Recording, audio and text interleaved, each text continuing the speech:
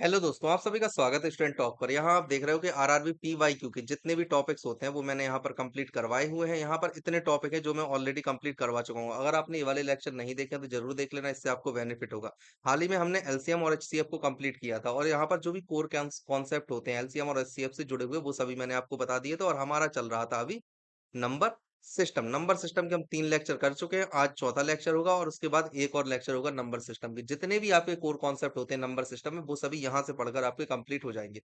अब देखो यहाँ पर मैंने फिजिक्स, केमिस्ट्री और बायोलॉजी को इसलिए लिखा है क्योंकि इनके मैं 1700 क्वेश्चन करवा चुका हूँ आपको और इन्हें मैं 5000 तक लेके जाऊंगा। ठीक है।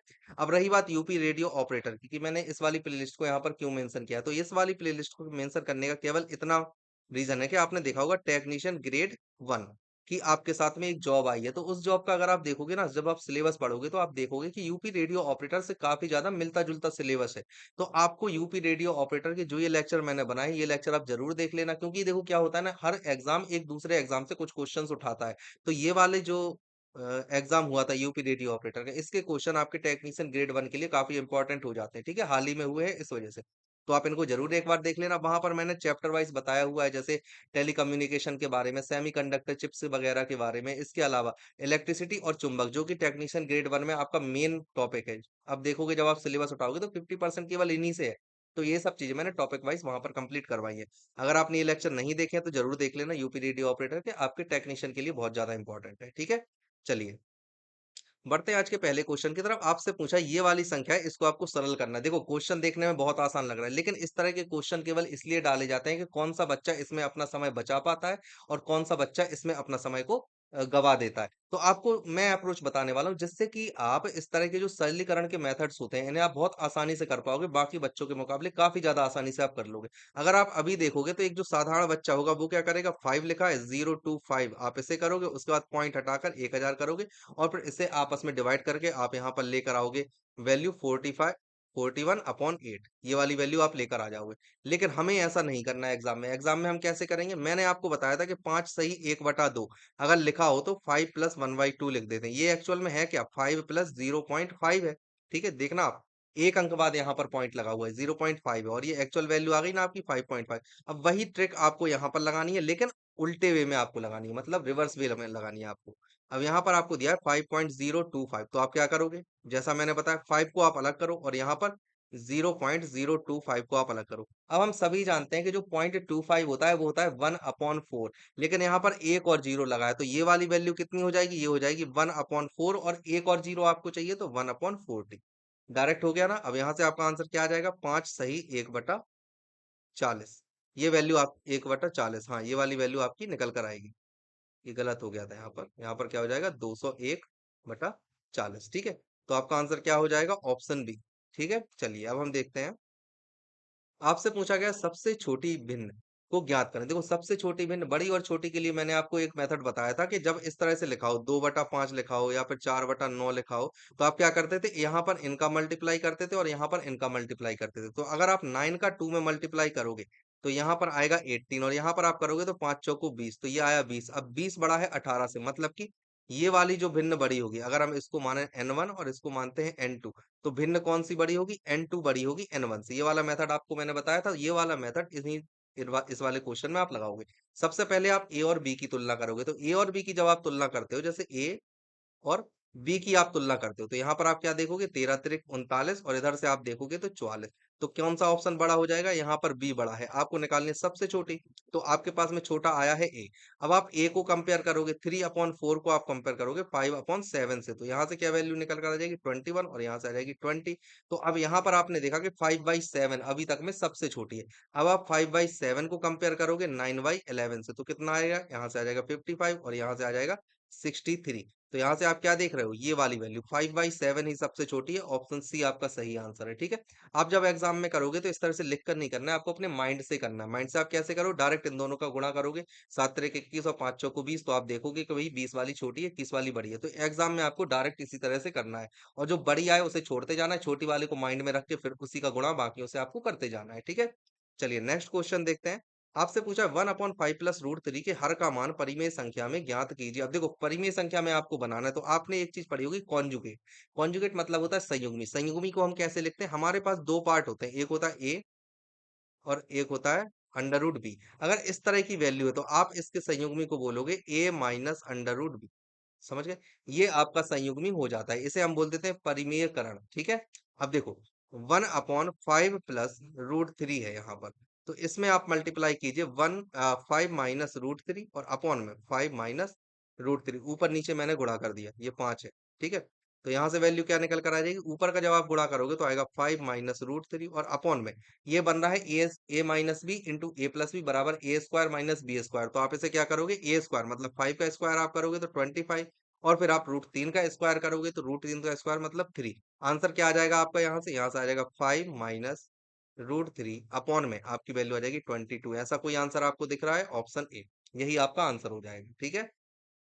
हम्म आपसे पूछा गया है निम्न में से किस संख्या का अपरिमेय वर्गमूल होता है। देखो अपरिमेय वर्गमूल का मतलब क्या होता है, जैसे एक संख्या आपके पास में 4, जब आप इसका वर्गमूल लेते हो तो आपको 2 निकल कर आती है। वहीं एक और संख्या आपके पास में आ जाती है √2, तो इसका जब लेते हो तो 1.414141 इस तरह से वैल्यू आपके सामने निकल कर आएगी, आप करके देखना।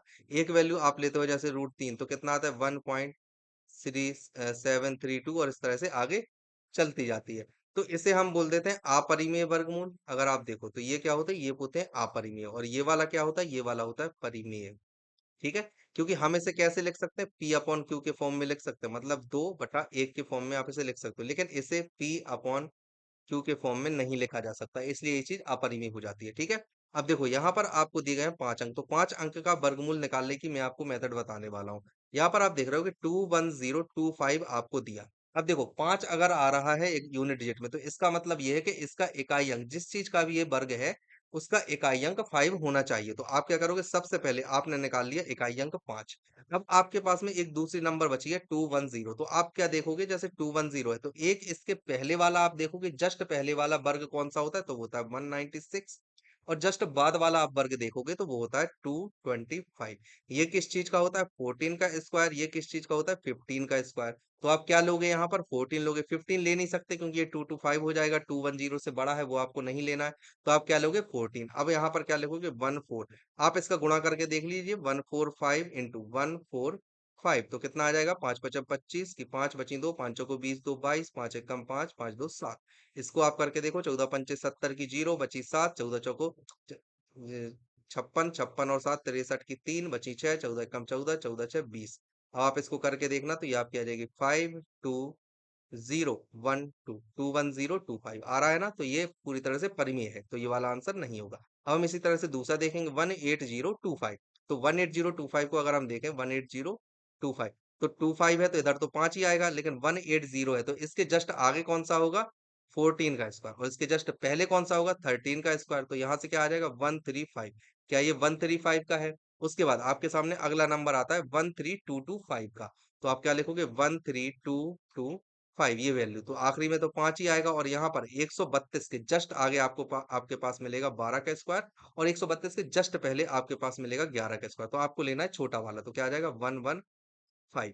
अब इसके बाद चौथी डिजिट है आपके पास में 15625, तो आप इसके आगे फिर वही 5 करोगे, और यहाँ पर 156 है, 156 के जस्ट पहले आपके पास में मिलेगा 144, तो 12 का स्क्वायर, और 156 के जस्ट बाद आपको मिलेगा 13 का स्क्वायर। तो यहाँ से क्या लोगे 125। ठीक है, अब यहाँ पर आपको देखना है कि कौन सी वैल्यू, तो आप यहाँ पर सबसे पहले इस वाली वैल्यू को आप चेक करोगे 115 को। ठीक है, 115 इंटू 115 अगर आप करते हो तो 115 × 5 आप यहाँ पर करोगे तो आपके पास में आएगा 575।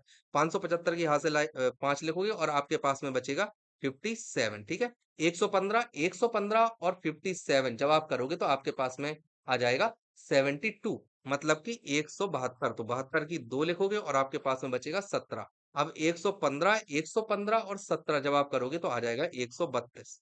तो ये चीज तो सही है, मतलब ये वाला आंसर भी नहीं हो सकता।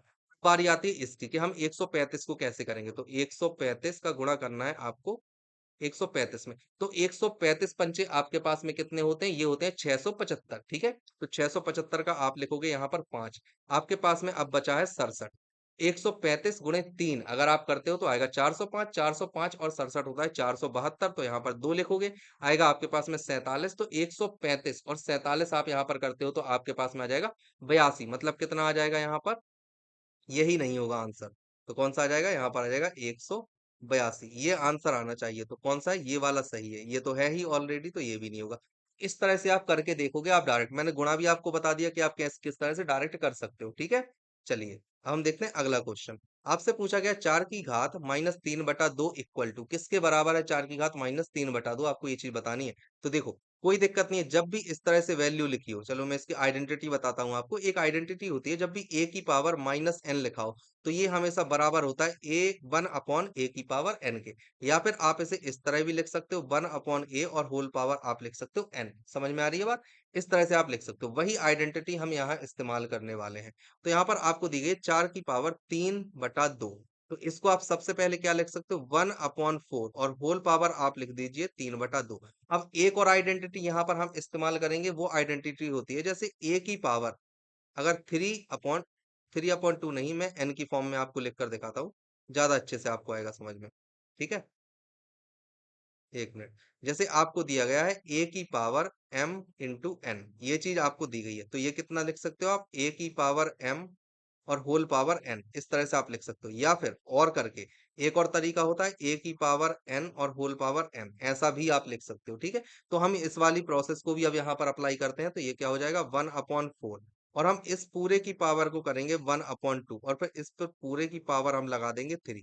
अब अगर आप देखो तो ये क्या हो गया 1/4 की पावर 1/2, और जो ये होता है a की पावर 1/2 को हम लिखते हैं √a। तो यहाँ से आप क्या करोगे, ये हो जाएगा 1/√4 और होल पावर आप करोगे 3। तो √4 कितना होता है, 2 होता है, तो यहाँ पर आप क्या करोगे 1/2 होल पावर करोगे 3, यहाँ से आपका आंसर निकल निकल कर आ जाएगा 1/8। सही आंसर क्या हो जाएगा, ऑप्शन सी, ठीक है। इस तरह से आप कीजिएगा। चलिए अब हम देखते हैं नेक्स्ट क्वेश्चन। आपसे पूछा दिए गए विकल्पों में से 2/4 और 0.6 के बीच आने वाली परिमेय संख्या क्या है, आपको ये चीज निकालनी है। तो देखो बहुत आसान क्वेश्चन है। यहाँ पर आपने लिखा सिंपल 2/4 और 0.6 को आप लिख सकते हो 3/5, ठीक है। 3/5 ये चीज आपने लिख दी।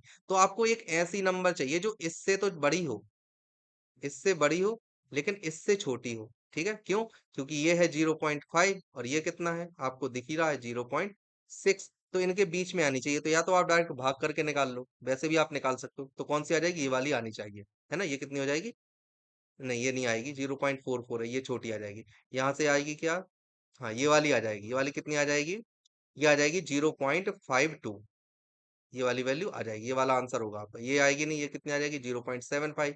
ये आएगी नहीं, ये कितनी हो जाएगी, ये आएगी 2.75। तो आंसर आएगा आपका ये। अब मैंने ये निकाली कैसे, आपको ये चीज निकालनी है, देखनी है। तो देखो इस तरह के क्वेश्चन में आप डायरेक्ट वही वाला मेथड लगाओगे। यहाँ पर 2/4 और इक्वल टू में आपने लिखा जैसे 21/40, इन दोनों के बीच में देखना है। तो यहाँ से क्या हुआ 80 और ये हुआ 84। मतलब आप यहाँ क्या देख रहे हो, ये वाली बड़ी है इससे, तो ये 0.5 से तो बड़ी है। अब सेकंड कंडीशन आप क्या देख रहे हो, एक है आपको 3/5 और 21/40। तो यहाँ पर आपने क्या देखा, ये आया 120 और यहाँ पर आप कर रहे हो तो ये आ रहा है 105। ये वाली बड़ी है, मतलब कि ये वाली संख्या बड़ी हो गई, ठीक है। और यहाँ पर ये वाली बड़ी हो गई। आपका आंसर इस तरह से आप वेरीफाई कर सकते हो, ठीक है। चलिए नेक्स्ट क्वेश्चन देखते हैं। और एक और होता है तरीका, जैसे ये वाली चीज है ना, इनको जोड़कर आधा कर दो। कहने का मतलब ये है, जैसे आपने ये देखा 2/4 प्लस 3/5, इससे क्या होता है बिल्कुल मध्य वाली संख्या लिखती है, और अपॉन में आपको यहाँ पर भाग देना है 2 का, तो इससे बिल्कुल मध्य वाली संख्या निकलेगी। तो आप इसे डायरेक्ट करोगे, कैसे करोगे, 5 दूनी 10 और 4 तरिक 12, तो 10 और 12 आपके पास में होते हैं कितने, 22। 22 और यहाँ पर आ जाएगा 40। अब देखो 22/40 है इस इन दोनों के बीच में, तो इससे जस्ट थोड़ा सा कम कौन सा है, ये 21/40। तो 40 तो आना ही आना है, आप ये मान के चलो, है ना। तो आंसर क्या हो जाएगा 21/40, नजदीक की आप ले लोगे। ओके। चलिए अगला क्वेश्चन आपसे पूछा है, निम्न संख्याओं में से कौन सी संख्या अपरिमेय है। वही चीज मैंने आपको बता दी, जिसका आप कंप्लीट रूट निकाल पाओ वो परिमेय होती है, और जिसका आप कंप्लीट रूट नहीं निकाल पाते वो अपरिमेय होती है। जैसे आप यहाँ पर देखो अंडर रूट आपने लिखा 64, एक ऑप्शन आपको दिया गया 64 और यहाँ पर 3 करनी चढ़ाई गई है। एक ऑप्शन आपको दिया गया 64, यहाँ पर 6 करनी चढ़ाई गई है। और एक ऑप्शन आपको दिया गया 64 और इसकी 4 करनी चढ़ाई गई है।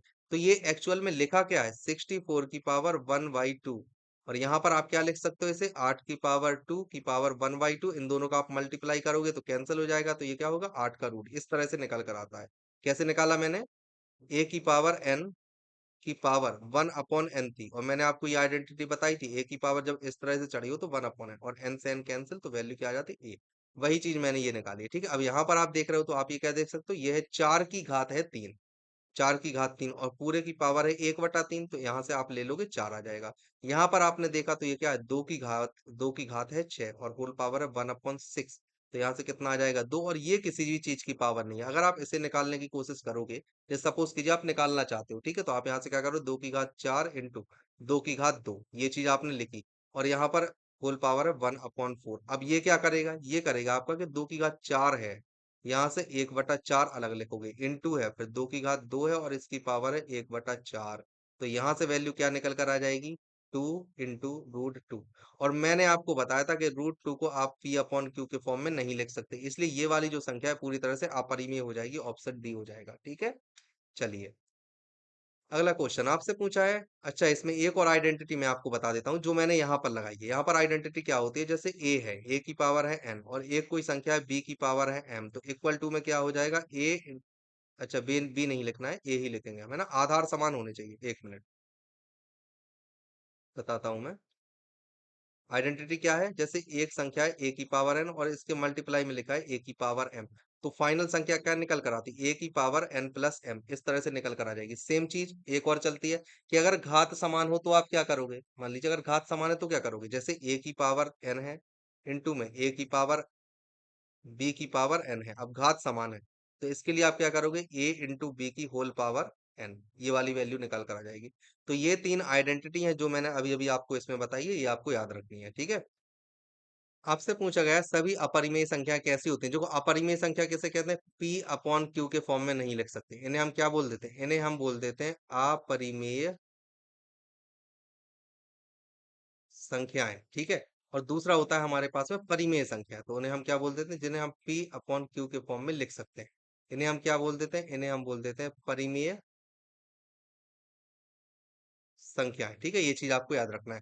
अब यहाँ पर क्या पूर्णांक होती हैं, अपरिमेय संख्या नहीं होती। पूर्णांक क्या होते हैं, 1 2 3 -1 -2 माइनस इनफाइनाइट से इनफाइनाइट तक, इसे हम बोल देते हैं पूर्णांक। तो पूर्णांक नहीं होती।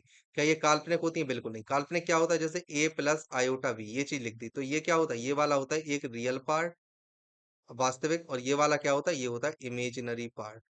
कौन सा पार्ट, इमेजनरी पार्ट। तो ये काल्पनिक भी नहीं होती, पूर्ण संख्याएं भी नहीं होती। पूर्ण संख्याओं में हम क्या करते हैं, जीरो को भी ऐड कर लेते हैं, बस इतना याद रखना है। पूर्ण जो होल नंबर होती है ना, होल नंबर में जीरो ऐड हो जाता है। ठीक है, अब वास्तविक संख्याएं होती हैं, बिल्कुल वास्तविक संख्याएं होती हैं, क्योंकि सभी संख्याएं वास्तविक संख्याएं हैं, चाहे वो -1 हो, -2 हो, -3 हो, -1.289, कुछ भी हो, सभी संख्याएं वास्तविक संख्याएं होती हैं, जब तक कि उसमें आयोटा फैक्टर नहीं है। ये चीज आपको याद रखना। संख्याएं जो होती हैं, सबसे पहले मैं आपको बताता हूँ, एक तो होता है नंबर, और एक नंबर्स में दो होती हैं, एक होता है रियल और एक होता है इमेजिनरी। ठीक है ना, तो इमेजिनरी के लिए आपको केवल एक चीज याद रखना है कि इमेजिनरी में एक आयोटा वाला फैक्टर होगा, और आयोटा वाला फैक्टर नहीं है तो सब कुछ रियल नंबर है, ये चीज आपको याद रखनी है। ठीक है, चाहे वो पॉइंट में हो, माइनस में हो, पॉजिटिव में हो, कैसी भी हो, इससे कोई फर्क नहीं पड़ता, बस उसमें आयोटा नहीं होना चाहिए। अगर आयोटा है या इमेजिनरी फैक्टर है तो वो चीज रियल नहीं होगी, वो फिर इमेजिनरी हो जाती, बाकी हमेशा रियल ही होगी, चाहे वो अपरिमेय हो या परिमेय हो। तो अपरिमेय और परिमेय दोनों ही संख्याएं हमेशा वास्तविक संख्याएं होती हैं, ये चीज आपको याद रखना है। ठीक है, चलिए अगला क्वेश्चन देखते हैं। आपसे पूछा है निम्नलिखित में से कौन सी संख्या अपरिमेय है। वही चीज आपको करना है जैसा मैंने आपको बताया था, यहाँ पर घात चढ़ी हुई है तो ये किसके बराबर हो जाएगा, 2 के बराबर, ये 1 के बराबर है। ये किसके बराबर है, ये नहीं है, इसको आप नहीं कर सकते। और ये किसके बराबर, ये तो हो जाएगा 4 के। तो कौन सी हो जाएगी अपरिमेय संख्या, √4 की पावर 1/4। ठीक है, चलिए अगला क्वेश्चन देखते हैं अब। आपसे पूछा गया है निम्नलिखित में से परिमेय संख्या कौन सी। अब देखो, परिमेय संख्या वहां पर पूछा था अपरिमेय और यहाँ पर पूछा है परिमेय, और मैंने आपको क्या बताया, √2 क्या होता है, √2 पूरी तरह से अपरिमेय होता है, ये चीज आपको मैंने बताई है ऑलरेडी। अब यहाँ पर आप देख रहे हो √2 है, तो ये तो पूरी तरह से अपरिमेय हो जाएगी, तो ये परिमेय नहीं है। इसको आप देखोगे तो ये क्या है, ये 8 है, 8 को आप 2 लिख सकते हो, ये वैल्यू क्या आ जाएगी, 2 - 2 बराबर 0, तो ये एक परिमेय संख्या है, ये चीज आप देख पा रहे हो। यहाँ पर आप देखोगे तो यहाँ पर भी आप √2 निकल कर आ जाएगा। इसको आप 12 को कैसे लिखोगे, 4 इंटू 3 आप लिखोगे, तो 4 की पावर 1/3 और 3 की पावर 1/3। इस चीज को आप सॉल्व नहीं कर सकते, ये एक अपरिमेय संख्या है, तो ये भी नहीं आएगा। वहीं आप 4 की पावर 1/3 करोगे, ये भी अपरिमेय है, तो ये भी नहीं आएगा। तो आंसर क्या आ जाएगा आपका, ऑप्शन बी। ठीक है, इसी तरह से आपको चेक करना है। चलिए अब हम देखते हैं अगला क्वेश्चन। ओके, यदि किसी संख्या के वर्ग का अंतिम अंक 1 है तो उसके घन का अंतिम अंक आपको बताना है कि कितना होगा। अब देखो सबसे पहली बात आपको यहाँ पर एक प्रॉपर्टी याद रखनी होगी। अगर आप किसी संख्या के वर्ग की बात करते हो और उस वर्ग में यूनिट डिजिट आप 1 चाहते हो तो जरूरी है कि वो संख्या का यूनिट डिजिट या तो 9 हो या 1 हो। कहने का मतलब ये, मान लीजिए आपके पास कोई संख्या ए बी 2 अंकों की ये संख्या है, ठीक है। कोई 3 अंकों की संख्या ए बी सी, या फिर इसके बाद आप मान लीजिए सिंगल अंक है केवल बी, तो यहाँ पर ये कंपलसरी है कि वी की वैल्यू अगर आप 1 या 9 रखोगे तभी आपका ए बी स्क्वायर में से जो यूनिट डिजिट होगी उसकी वैल्यू 1 आएगी। ये चीज आपको याद रखनी होगी। अगर आप ये है तो आपको यहाँ पर c इज इक्वल टू 1 या 9 रखना होगा, तभी आप ए बी सी का होल स्क्वायर जब करोगे तो इसकी यूनिट डिजिट 1 आएगी। इसके अलावा अगर आप केवल एक ही संख्या वाली कोई वैल्यू है तो c की वैल्यू 1 या 9 होनी चाहिए, तभी यूनिट डिजिट जब आप ए स्क्वायर करोगे तो यूनिट डिजिट 1 निकल कर आएगी। ये चीज आपको ध्यान रखनी है। जैसे एग्जाम्पल के तौर पे अगर मैं आपको बोलूं आप लेकर देखो 11, तो यूनिट डिजिट 1 to 1 आ रही है। अगर आप 9 लेकर देखते हो तो यूनिट डिजिट आपके पास में कितनी आ रही है, आप यहां से देख रहे हो कि 81 आ रही है। वहीं अगर आप 19 लेकर देखते हो तो यूनिट डिजिट 361 ही आ रही है। यहाँ पर सब कुछ 1 आ रही है, आप देख रहे हो, ठीक है।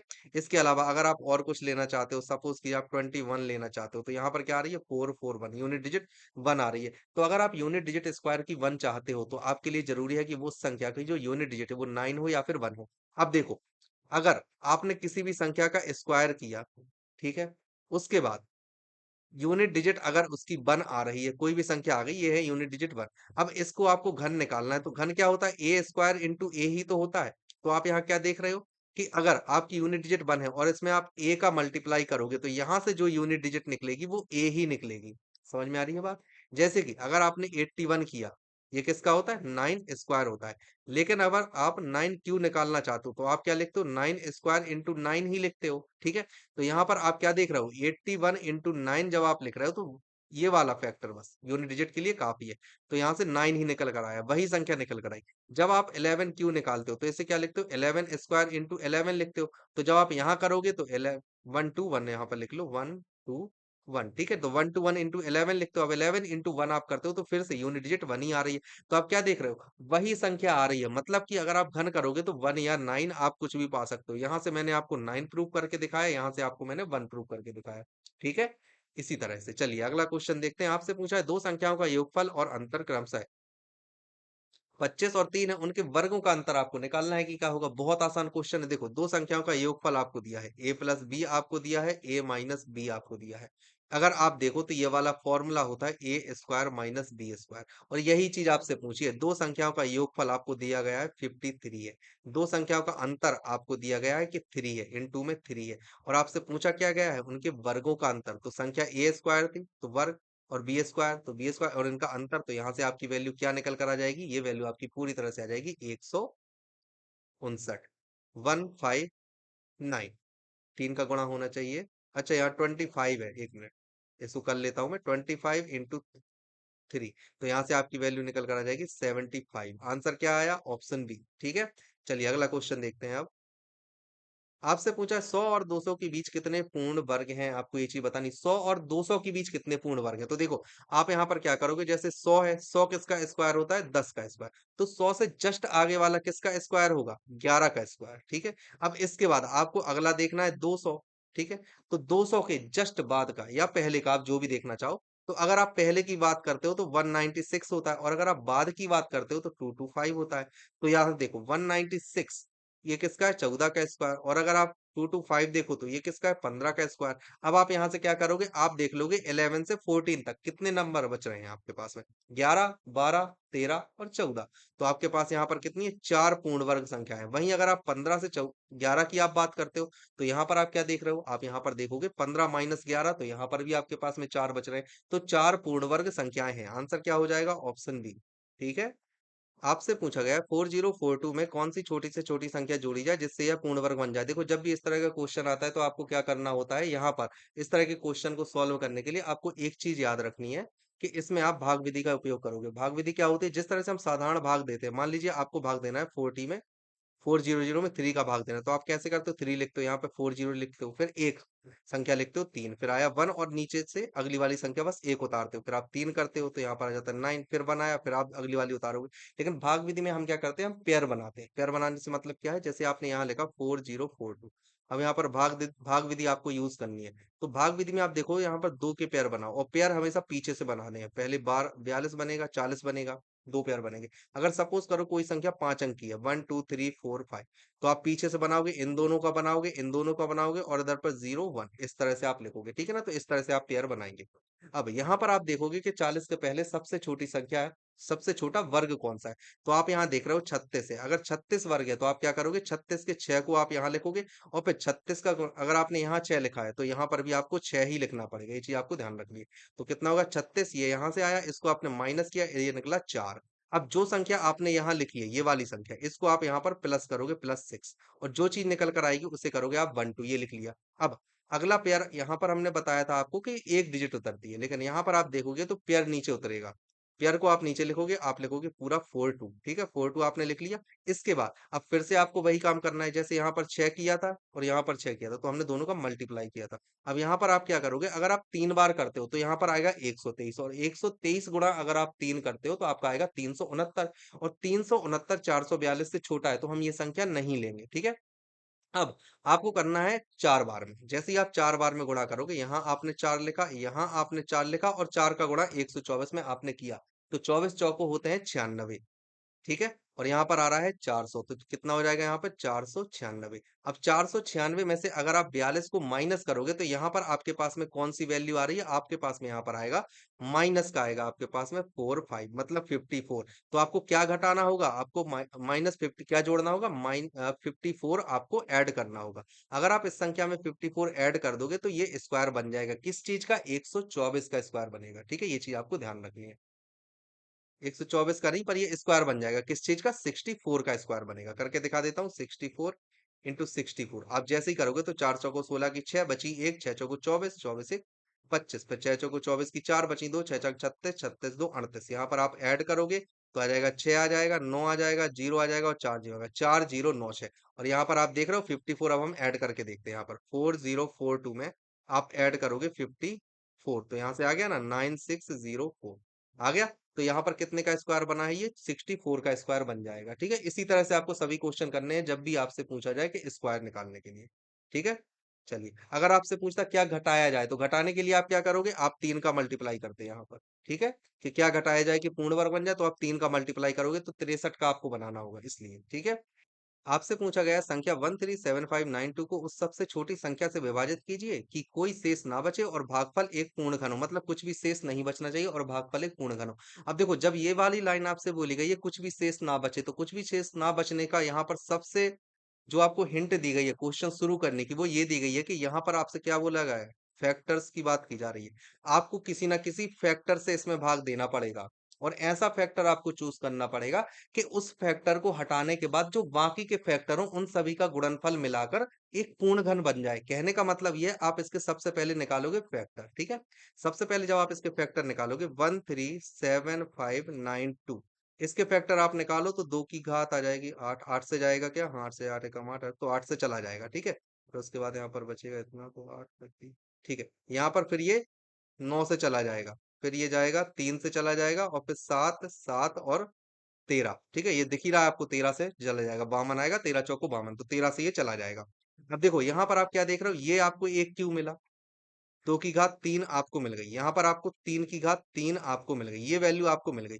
और बची आपके पास कितनी है, 7 × 7 × 13, तो ये कितनी होगी, 7 7 49, 49 गुणे 13 करोगे तो 13 गुणे 49 117, तो 637, ठीक है। ये वैल्यू, जो ये वाली वैल्यू 633 गुणे 6 की घात 3, आप ऐसा लिख सकते हो। तो अब यहाँ पर आपने क्या देखा कि 633 से आप भाग दोगे, अगर आप 633 से भाग देते हो तो ये 216 बार में चला जाएगा, ठीक है। यहाँ से आपने निकाल लिया कि आप क्या करोगे, जैसे 637 इससे आपने भाग दिया 13792, और इसको जब आप भाग दोगे तो इसका जब आप 216 में गुणा करोगे तो 1375 है ना, ये 5 है, और 92 ये इतने बार जाएगा और ये पूरा हो जाएगा क्रॉस। अब ये क्या है, ये है आपका भागफल, ठीक है। भागफल, और ये किस चीज का घन है? 6 की घात 3 का घन है, तो आपकी वो संख्या कितनी हो जाएगी? 6 हो जाएगी। इस तरह से ये वाली जो लाइन है, कोई शेष ना बचे, इसी से आपको पूरे क्वेश्चन की हिंट मिली है कि आपको क्या करना है। ठीक है, आपसे पूछा गया है एक धनात्मक संख्या अपने वर्गमूल से 30 ही अधिक है, तो संख्या ज्ञात करनी है कि वो क्या होगी। अब देखो, एक धनात्मक संख्या है जो कि अपने वर्गमूल से 30 ही अधिक है, वर्गमूल है ये, और इससे 30 अधिक, तो आप यहाँ पर क्या करोगे? -30 कर दोगे।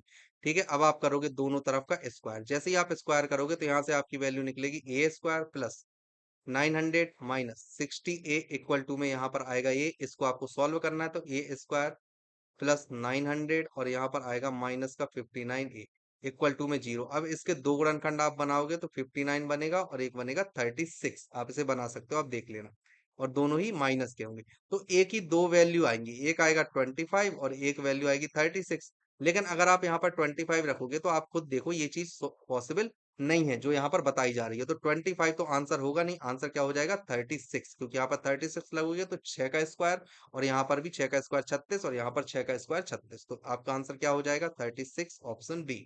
ओके, आपसे पूछा गया है 1 से 9 तक की संख्याओं के वर्गों के योगफल की गणना कीजिए कि क्या होगी। अब देखो, यहाँ पर आपको एक फॉर्मूला याद करना होगा। जैसे आपको लिखा गया है 1 square plus 2 square plus 3 square plus 4 square plus 5 square, इस तरह से जाएगा और प्लस में जाएगा n स्क्वायर। तो ये इसका जो योग होता है वो होता है n into n plus one into 2n plus one upon में आता है यहाँ पर 6। ये स्क्वायर है, ये चीज आपको याद रखना है। अब यहाँ पर आपको क्या बोला गया है? 1 square plus 2 square plus 3 square plus 5 square, 4 square भी है ना, और इस तरह से ये गया है प्लस 9 स्क्वायर। तो आप यहाँ पर देख रहे हो जो n की वैल्यू है, n बराबर 9 है, बस आपको सिंगल पुट कर लेना है 9, और यहाँ पर 9 प्लस 1 हो जाएगा 10, 9 दूनी 18, और यहाँ पर हो जाएगा 19 अपॉन में आपको लिखना है 6। इससे आप कैंसिल करोगे, ये 3 टाइम्स जाएगा, ये 2 टाइम्स जाएगा, तो 19 हो गया। 19 2 नहीं, ये 5 जाएगा, है ना, 5 टाइम्स, तो 19 गुणे 15, ये चीज आपकी निकल कर आई। 19 पचे 95 की आप करोगे तो 5 आएगा, 5 दो यूनिट डिजिट में आ रहा है, तो आपको आगे करना होगा। बची 9, तो 19 से कम 19, 19 9 आपके पास में आ जाएगा 28, तो कितना आ जाएगा? 285, ऑप्शन बी आपका आंसर होगा। ठीक है, चलिए नेक्स्ट क्वेश्चन देखते हैं। आपसे पूछा 256 के कितने गुणनखंड पूर्ण वर्ग हैं? 256 के कितने गुणनखंड हैं जो पूर्ण वर्ग है? देखो 256 जो होता है ना, यहाँ पर आप सबसे पहले देखो, इसे आप क्या लिख सकते हो? इसे आप लिख सकते हो 2 की घात 8। ठीक है, 256 को आप 2 की घात 8 लिख सकते हो। तो इसका पहला पूर्ण वर्ग क्या बनेगा? 2 स्क्वायर आप ले सकते हो, फिर 2 की घात 4 ले सकते हो, 2 की घात 6 ले सकते हो, और 2 की घात 8 ले सकते हो। ठीक है, तो कितने हैं? 4। ये चीज आप देख पा रहे हो। देखो इसी तरह से आपको लेना है। ठीक है, क्योंकि अगर आप इसका रूट करोगे तो 2 निकल आएगा, इसका करोगे तो 4 निकल आएगा, इसका करोगे तो आपके पास में 8 निकल आएगा, और इसका करोगे तो आपके पास में 64 निकल आएगा। ठीक है, ये चीज आपको ध्यान रखना है। चलिए अगला देखते हैं अब हम। 16 निकल आएगा, इसका निकलेगा कितना? 16। क्या और भी कोई है? और कोई नहीं बनेगा। ठीक है, चलिए हो गया। अब अगला देखते हैं। आपसे पूछा गया है 7864 में किस न्यूनतम संख्या का योग करें कि यह पूर्ण वर्ग बन जाए? किस न्यूनतम संख्या का आप योग करोगे कि यह पूर्ण वर्ग बन जाए? तो मैंने आपको किस तरह से बताया था, एक क्वेश्चन हम ऑलरेडी कर चुके हैं 7864, और इसको हम करते हैं किससे? भाग विधि से हम करते हैं। भाग विधि से करने के लिए हम क्या करते हैं? दो दो के पेयर बनाते हैं। अब 78 है तो 78 के जस्ट पहले वाला स्क्वायर कौन सा होगा आपके पास में? 78 के जस्ट पहले होगा 64। 64 के लिए आप क्या करोगे? 8 यहाँ लिखोगे और 8 यहाँ लिखोगे, फिर 8 टाइम 64, तो इसे आप 64 लिखोगे, माइनस करोगे, यहाँ से वैल्यू आएगी 14। फिर इस वाले 8 को आप ऐड कर दोगे यहाँ पर।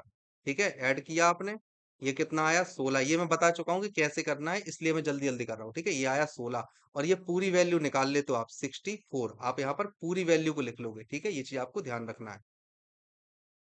ठीक है, अब इसके बाद आप ऐसी कोई संख्या चूज करोगे जिस जो कि इससे जस्ट बड़ा आपको दे। जस्ट बड़ा देने के लिए आप क्या यहाँ पर 8 रख सकते हो। अगर आप 168 इंटू 8 करते हो तो क्या वैल्यू निकल कर आ जाएगी? 8 टाइम 64, बची 6, 8 छंग 48, 48 6 54 की 4, बची 5, 8 5 13। तो इससे बड़ी के लिए आपको 9 यहाँ पर रखना होगा। तो आपने यहाँ पर रखा 9, यहाँ पर भी आपने रखा 9।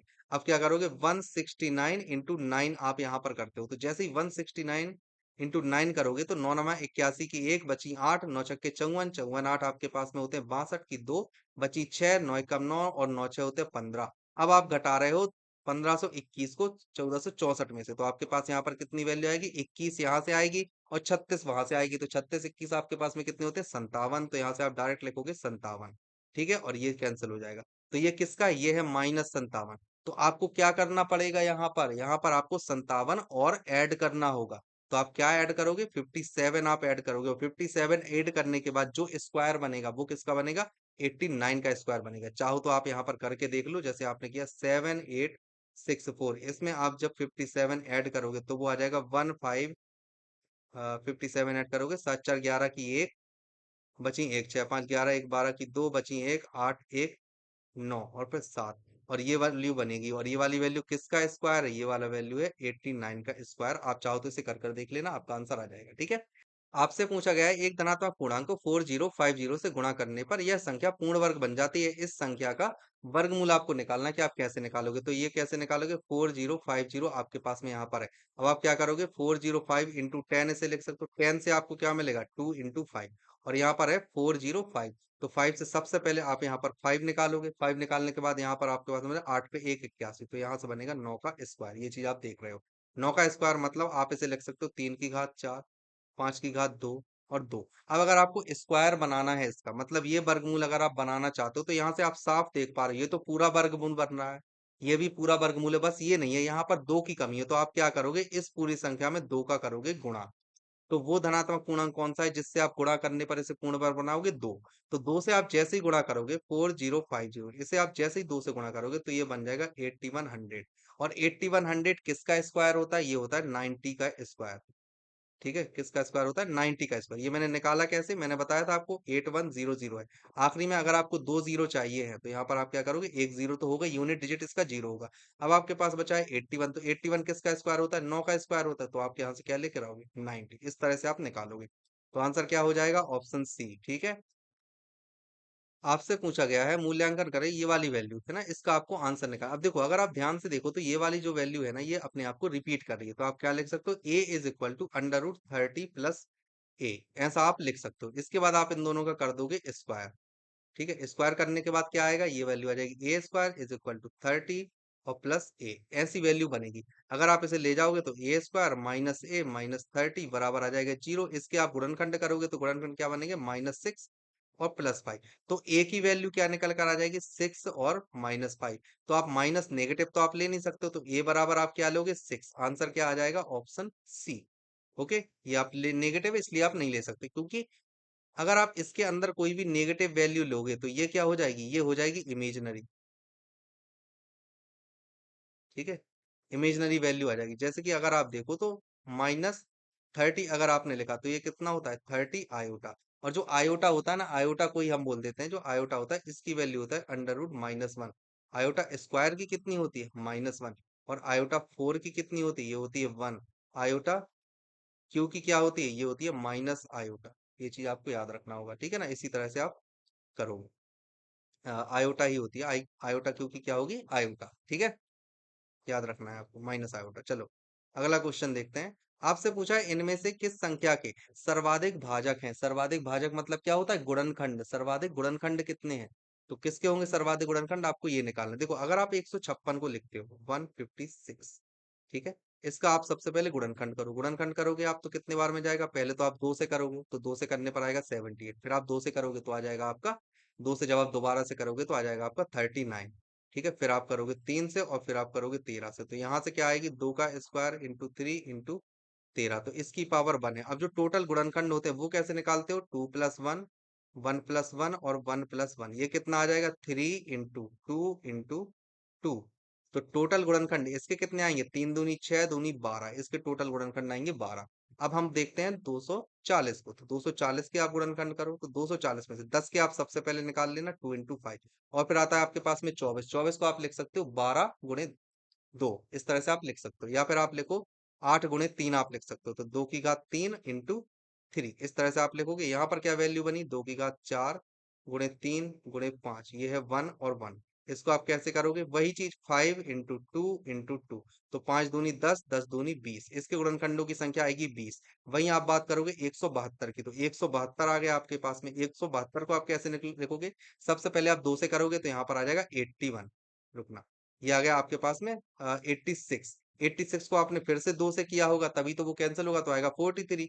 और यहाँ पर आएगा आपके पास में 43, तो क्या आएगा 2 का स्क्वायर इंटू 43 का वन। तो यहाँ से क्या वैल्यू आ जाएगी 3 इंटू 1। तो इसके गुणनखंड कितने हैं, केवल 3 ही बनेंगे। आपके पास में अब अगला आता है 200। तो 200 में आप क्या लिख रहे हो, एक तो आपके पास में 2 है और फिर 100 है। तो 100 को आप कैसे लिख सकते हो, 5 का स्क्वायर इंटू 2 का स्क्वायर। ठीक है, तो आप कैसे लिखोगे 5 का स्क्वायर इंटू 2 का स्क्वायर। ये वाली वैल्यू आपके पास में क्या बनेगी, 5 का स्क्वायर इंटू 2 का क्यूब। वैल्यू यहाँ से क्या आ जाएगी 3 गुणे 4, तो यहाँ से आ रही है 12। मतलब 200 के कितने गुणनखंड आ रहे हैं 12। अब सबसे ज्यादा किसके हैं आपके पास में 240 के, तो आंसर क्या हो जाएगा ऑप्शन बी। ठीक है, ये चीज आपको निकालनी थी, यही आपने निकाली है। अगला क्वेश्चन आपसे पूछा है दिए गए गुणनखंड इतने और इतने में इकाई का अंक क्या होगा, आपको ये चीज निकालनी है। तो देखो इकाई का अंक जब भी आपसे क्वेश्चन पूछा जाता है और इस तरह की जब भी 4 से ज्यादा की घात लगी हुई होती है, तो आपको एक चीज हमेशा याद रखना है, आप किसी भी चीज को अगर 4 बार गुणा करते हो किसी भी अंक को, तो वो अपने अंक को रिपीट कर देता है। समझ में आ रही है बात, कहने का मतलब ये है। आप देखो ध्यान से देखना, जैसे 2 की घात 1 है, आपके पास में 2 आ रही है, लेकिन जब आप 2 की घात 4 पर जाते हो तो आपके पास में आ जाएगा 16। और जैसे ही आप 2 की घात 5 में जाओगे तो आपके पास में 32 निकल कर आ जाता है। ठीक है, ये चीज आप समझ रहे होगे। वही चीज आपको यहाँ करना है। अगर आप 3 की घात को 1 करते हो तो केवल 3 आएगी, लेकिन अगर आप 3 की घात को 4 कर देते हो तो आपके पास में कितनी निकल कर आ जाती है, 3 त्रिका 9 त्रिक 27 त्रिक 81, 81 आ जाती है। लेकिन जब आप 3 की घात 5 करते हो तो आपके पास में वापस से वो वैल्यू निकल कर आ जाती है कितनी, 3, 3 और 8 त्रिक 24, तो 243 इकाई अंक अपने आप को उसने रिपीट कर दिया।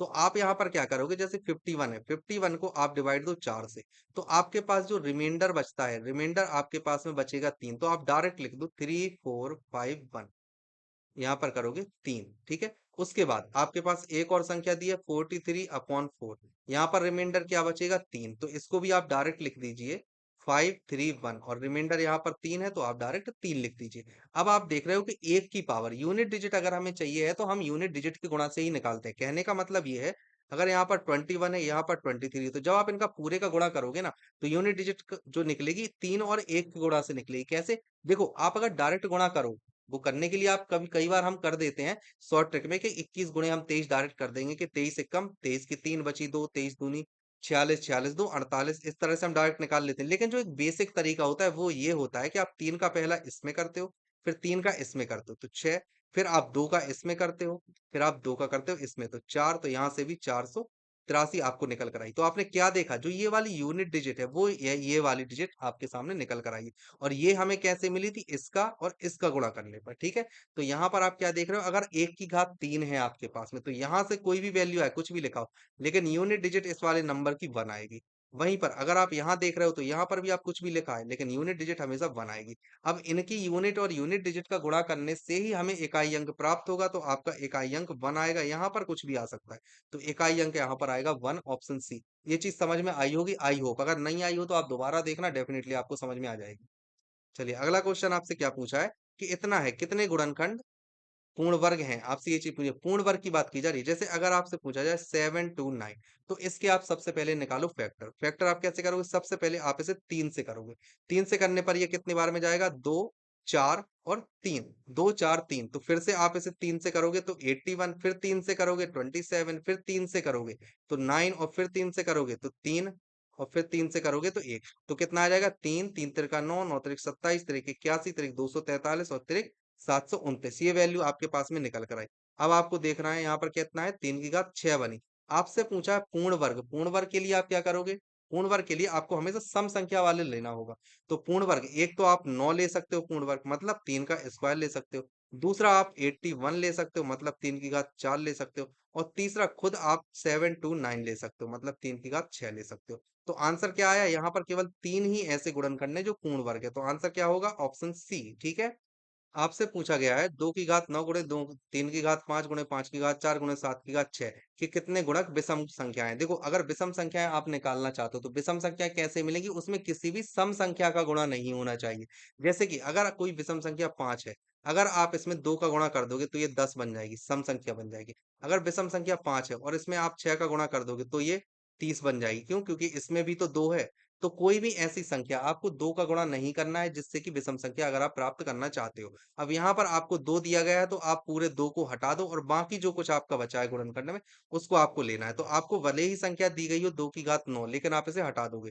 तो बाकी आप लिखोगे 3 की घात 5 गुणे 5 की घात 4 गुणे 7 की घात 6। क्योंकि अगर आप विषम विषम का गुणा करते हो तो हमेशा एक विषम नंबर आएगी, चाहो तो आप करके देख लो। जैसे 9 इंटू 3 करोगे तो 27 आएगा, कुछ भी लिख लो। 11 इंटू 13 करके देख लो आप, जो आपको करना हो आप वो करके देख सकते हो, कोई दिक्कत वाली बात नहीं है, 143 आ जाएगा।